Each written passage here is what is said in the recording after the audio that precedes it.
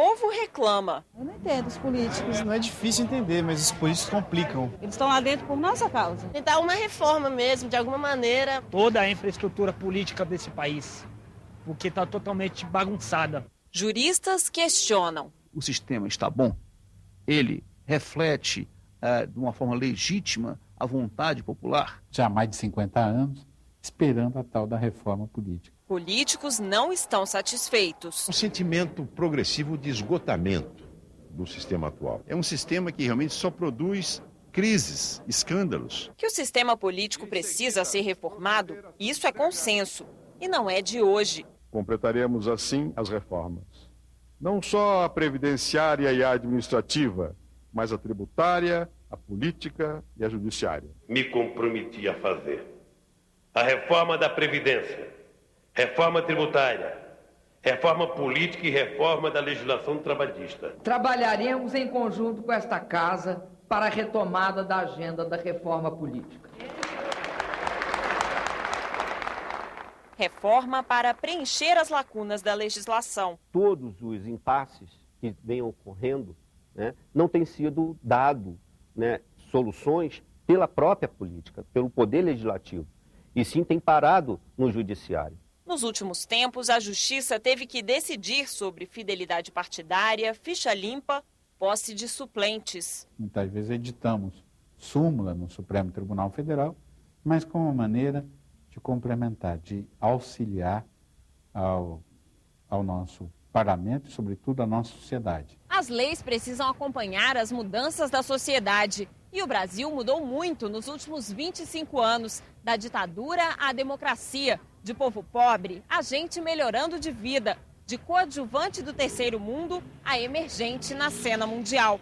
Cada mudança implica em movimentos e ajustes no delicado jogo de forças que é a política. Nós avançamos na área econômica, avançamos na área social, mas na área política nós regredimos. O Executivo nunca se empenhou para que essa matéria fosse realmente votada. O governo quer uma reforma política, apoia a reforma política, mas essa é uma tarefa dos partidos. Mas o que reformar? Reforma política é um guarda-chuva para muita coisa. Eu sou favorável a voto facultativo. Eu sou contra a reeleição. Sou a favor da cláusula de barreira. Voto distrital misto. Fundo público de campanha. Não se sabe exatamente o que é reforma política. Nem o próprio Congresso tem uma unidade de pensamento em relação a ela. Prova da diversidade de opiniões são as 100 matérias sobre reforma política que tramitam no Senado. Para analisar tantos projetos, o presidente Sarney criou uma comissão especial de 15 senadores. Eles devem formular uma proposta de reforma até o dia 8 de abril. É uma comissão pequena, que não é partidária, das figuras mais expressivas da Casa. 2 ex-presidentes da República e 9 ex-governadores fazem parte da comissão. A credibilidade da política, eu acho que nesse momento está muito vinculada a estabelecermos regras claras e bem definidas. Nós temos que buscar o consenso daquilo que seja possível realizar. 3 senadoras também estão no grupo de trabalho. Um processo de reforma política tem um interesse específico às mulheres, porque a partir daí nós podemos dar um passo significativo quanto à nossa presença. O presidente é o senador Francisco Dornelles. A reforma política é, sobretudo, um processo decisório. Os estudos já estão feitos, projetos prontos. Temas definidos: voto proporcional, majoritário ou misto, financiamento de campanha, suplência de senador, filiação e fidelidade partidária, cláusula de desempenho para os partidos, candidatura avulsa, reeleição, voto facultativo, coligações e data da posse dos chefes do Executivo. Eu sou favorável que, se necessário for, planejarmos uma reforma pensando em 2018, de tal modo que ninguém seja contaminado pelos seus interesses pessoais. A Câmara também criou uma comissão da reforma política. Nós vamos fazer um trabalho paralelo. Há vários projetos tramitando na Câmara dos Deputados que tratam sobre matérias ou eleitorais ou de reforma política. Nós vamos unir as nossas opiniões com a Câmara e Senado e então saímos para o projeto de consenso. Deputados e senadores que ficaram de fora vão reativar a Frente Parlamentar pela Reforma Política, criada em 2007. Para exatamente dar continuidade ao debate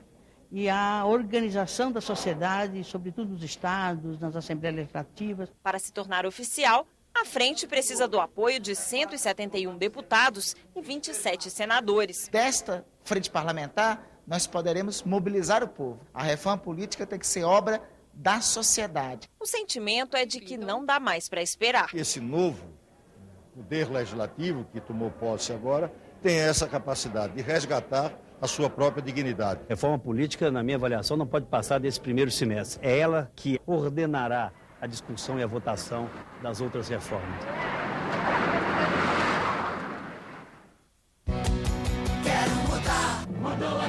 Hoje, 27 partidos políticos estão registrados no Tribunal Superior Eleitoral. O partido serve como um intermediário entre a sociedade e o poder e o governo. Mas será que a população sabe as diferenças entre todas essas legendas? Nem ideia, nenhuma, porque é tudo igual. Tem muitos que a gente não sabe nem o que significa. Tem a oposição, tem a direita, a esquerda. As ideias de uns enquanto estão no poder é uma, quando fora do poder é outra. Se partido fosse bom, não era partido, era inteiro. As grandes democracias conseguem fazer a defesa dos diferentes pontos de vista com muito menos partidos. Para criar um partido político, o primeiro passo é registrar a legenda em cartório, com pelo menos 101 fundadores de 9 estados. A sede deve ser em Brasília. Depois é preciso redigir um estatuto e coletar atualmente cerca de 490 mil assinaturas em 1/3 dos estados. Tudo certo, o registro no Tribunal Superior Eleitoral sai em 30 dias e o novo partido já pode concorrer nas eleições, receber dinheiro do fundo partidário e ter acesso gratuito ao rádio e à televisão. Entre os atuais partidos, 5 não têm nenhum representante no Congresso Nacional. De 82 para cá, registraram-se no Tribunal Superior Eleitoral 78 partidos. Como conter o excesso de partidos? Como impedir as legendas de aluguel criadas para se beneficiar do fundo partidário?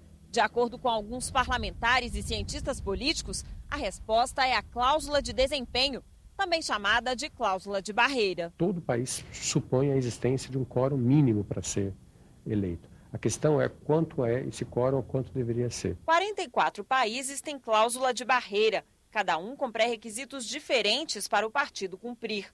No Brasil, o tema é discutido há mais de 30 anos. Metas de desempenho nas urnas chegaram a ser aprovadas algumas vezes, mas não sobreviveram à Constituinte de 88. A Constituição brasileira é absolutamente clara no que se refere à livre organização partidária.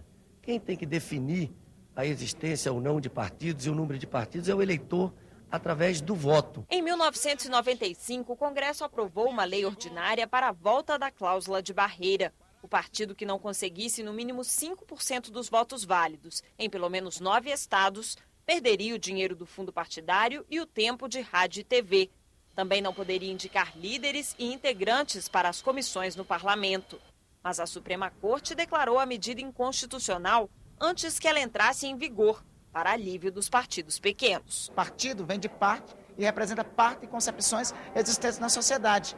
No meu entender, feriria a Constituição e feriria o ordenamento jurídico que deu luz à democracia. Mesmo com a decisão do Supremo, o Congresso ainda pode fixar novas metas de desempenho para os partidos, mas só com o apoio de 3/5 dos parlamentares. É preciso que agora venha a ser aprovado através, possivelmente, de emenda constitucional. Que a democracia no Brasil seja equilibrada e não monopolizada pelos grandes partidos. O que eles querem é colocar cláusulas de barreiras para terem mais dinheiro, fundo partidário e mais tempo de televisão. Outra questão que afeta a vida íntima dos partidos é a infidelidade dos filiados. Quem tem mandato não pode entrar na dança das cadeiras. Se trocar de partido, o parlamentar perde a vaga.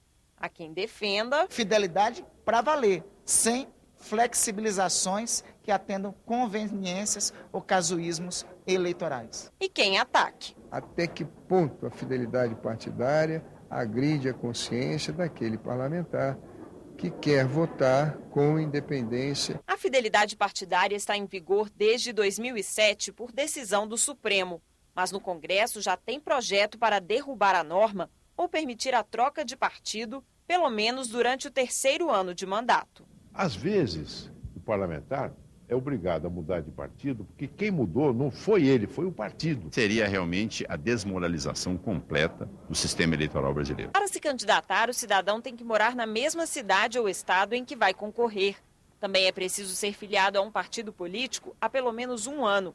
Mas o Congresso tem projeto que permite a candidatura avulsa, sem partido. Nós precisamos ter políticas de fortalecimento dos partidos políticos, mas também, ao mesmo tempo, nós precisamos analisar a possibilidade de permitir a eventualidade de candidaturas avulsas. A existência de candidaturas que estão dissociadas de um programa, de um ideário, de uma visão ideológica que se expressa necessariamente por intermédio de um partido, não contribui para o fortalecimento da democracia. Candidatos, legendas, eleitos. São muitas opiniões divergentes, mas num ponto todos concordam.